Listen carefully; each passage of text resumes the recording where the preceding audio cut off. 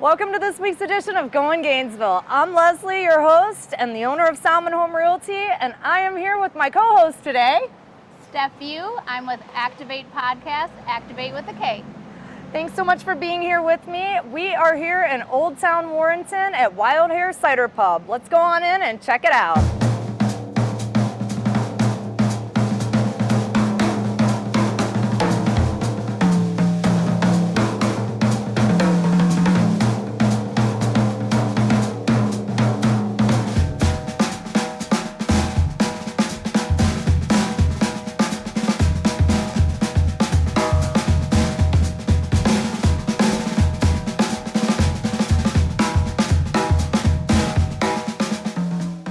Well, welcome. I know you're new to the town of Warrenton. Thanks so much, Jim, for having us in today, and we're going to be excited to try all of your ciders. Mm-hmm. Well, it's my pleasure. This is it's been really an exciting 9 or 10 weeks now that we've been here. So the town has been really awesome, and we're just glad to have you. Well, I think you guys fit in perfectly. It's such a whimsical and eclectic little place here. It's just perfect. So being new to the town, you said you've been here about 9 or 10 weekends. What kinds of different events and things are you guys doing to get your cider out to everybody here in Warrenton?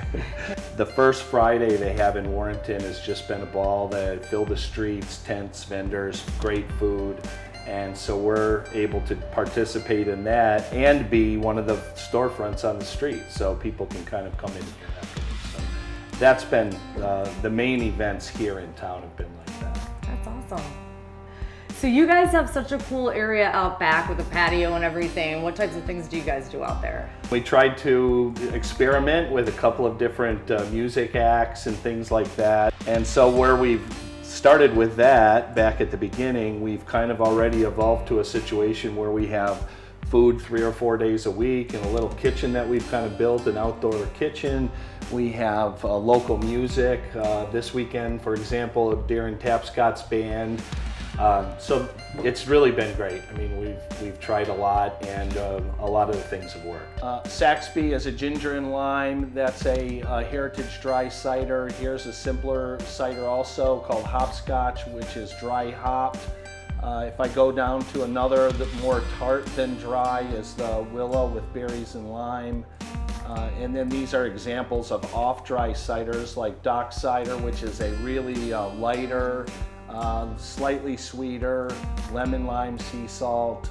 We make that one in a can and also on draft. So that's a great summer example of a seasonal cider that's canned. We also have one called Koba, that's pineapple, coconut, and Amarillo hops. All right, so what are we drinking today? Today we'll start with Saxby. So Saxby is a traditional dry. It features ginger forward, a little bit of lime peel. Yeah, you can really taste the ginger in that one. And you know, something else that I was going to bring up when it came to this is when I was at your other location, you guys were actually the ones that got me realizing that I liked cider, because I tried the kind in the store and it just tastes so different. It's so sweet, Like and this seltzer. is and this is just We hear so that much better. We hear that all the time. So next we have hopscotch. That's also a heritage dry cider. We have been making that for a long time. That one has won some awards. It's a citra hopped, dry hopped cider. Yeah, sort of a thing.